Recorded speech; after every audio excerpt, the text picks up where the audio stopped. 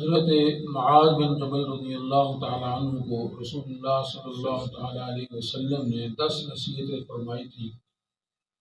ان میں سے کچھ کا تذکرہ پہلے ہوا.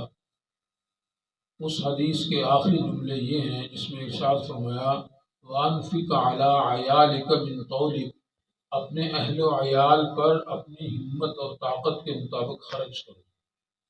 وَلَا تَرْفَعْ عَنْهُمْ عَصَاكَ عَدَبًا، اور ادب کی لاٹھی ان سے اٹھاؤ نہیں.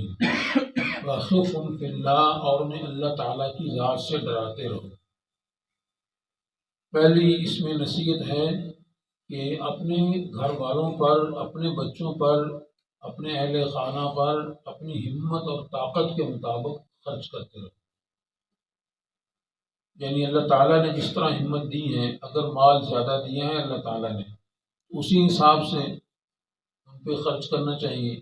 اچھا مکان ہو اس کے لیے، پھر اچھا کھانا پینا ہو، اچھی رہائش کے جو سہولیات ہیں ان کو مہیا کرنے چاہیے. جب اللہ تعالیٰ نے دیا ہے تو اس پہ خرچ کرنے میں بھی کنجوسی سے کام نہیں لینا چاہیے. اور اگر اللہ تعالیٰ نے کم دیا ہے تو پھر بھی اپنی ہمت کے مطابق، اس کے مطابق ان کو خرچ کرنا چاہیے. کیونکہ اللہ نے خود فرمایا لِيُنْفِقْ ذُو سَعَةٍ مِّن سَعَتِهِ، سورہ طلاق میں 28ویں پارے. لِيُنْفِقْ ذُو سَعَةٍ مِّن سَعَتِهِ، وسعت والے پر اس کی وسعت کے مطابق لازم ہے کہ وہ اپنے اہل و عیال پہ خرچ کرے. وَمَنْ قُدِرَ عَلَيْهِ رِزْقُهُ فَلْيُنْفِقْ مِمَّا آتَاهُ اللَّهُ، اور جس کو اللہ نے رزق کم دیا ہے وہ اس میں سے اس کے مطابق خرچ کرے. انسان کی دو ہی حالتیں ہو سکتی ہیں، یا اس کو اللہ نے وافر مقدار میں مال دیا ہے یا کم مقدار میں دیا ہے. یہ اللہ تعالیٰ کی تقسیم ہے، کسی کو زیادہ دیا کسی کو کم دیا. لیکن اگر زیادہ دیا ہے تو اس لحاظ سے پھر ذمہ داری بھی بڑھ جاتی ہے. اگر ایک آدمی کے پاس مال و دولت زیادہ ہے، اس کی تجارت وسیع ہے، اس کی ذمہ داری کا حساب بڑا وسیع ہے، اس کی ملازمت بڑی ہے اور وہاں سے اس کو آمدن زیادہ ہوتی ہے، تو اس لحاظ سے معاشرے کے اندر اس کی ذمہ داریاں بھی زیادہ ہوتی ہیں.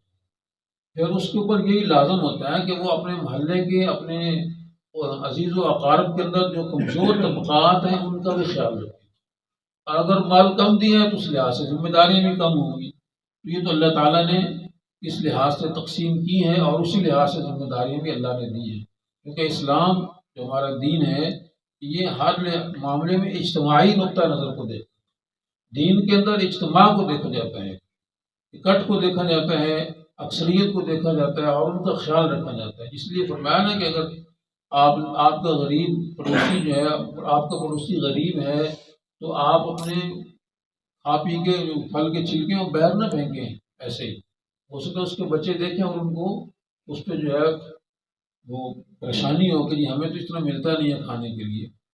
اس لیے فرمایا وَأَنْفِقْ عَلَىٰ عَيَالِكَ مِنْ طَوْلِكَ، اپنے اہل خانہ پر اپنی وسعت کے مطابق خرچ کرے. ایک حدیث میں آپ صلی اللہ علیہ وسلم نے ارشاد فرمایا ان تطعمها اذا طعمت، جیسا تو کھائے اپنے اہل خانہ کو بھی ویسا ہی کھلائے. اور تو 4000 کا سوٹ بنایا اور بیوی کو 1000 روپے کا لے کر دیا. اتنا فرق جو ہے وہ اللہ کے نبی نے نکالا ہے. فرمایا جیسا کھاتے ہو، جس اسٹیٹس کا تم کھاتے ہو اسی طرح کا اپنے اہل خانہ کو کھلاؤ. جس طرح کا تم پہنتے ہو اسی طرح کا پہناؤ ان کو.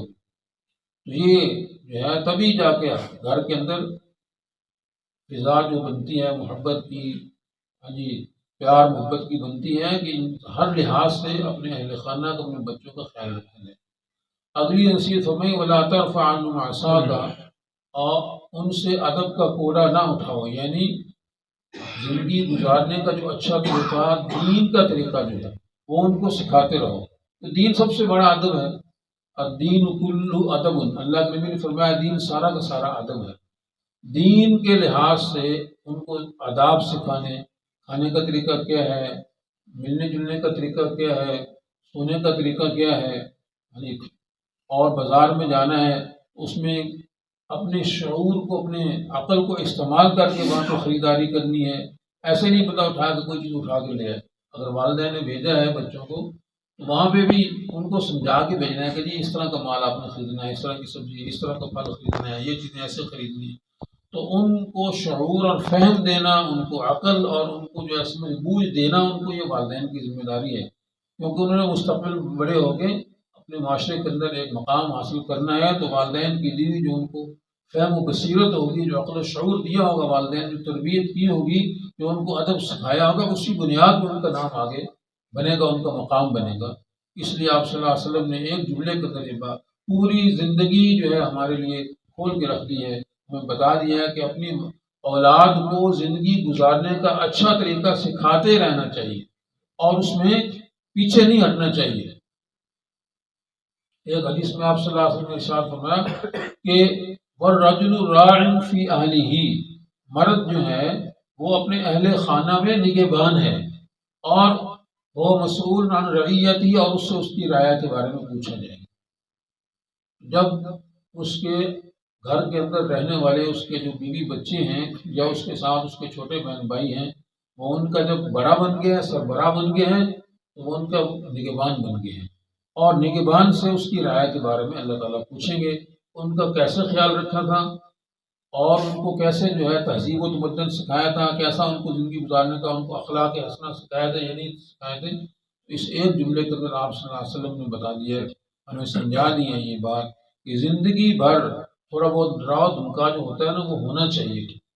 ہاں جی، یہ نہ ہو کہ اولاد جو ہے وہ بالکل ایسے ہو جائے کہ آزاد ہو جائے اور انہیں کوئی خوف و خطر نہ ہو، کوئی انہیں ڈر نہ ہو، جیسے مرضی وہ باہر جا کے گول چھڑے اڑاتی رہے اور آپ کا نام بدنام کرتی رہے۔ یہ آپ نے ڈانٹ پر رکھنی ہے، تھوڑا بہت سمجھاتے رہنا ہے۔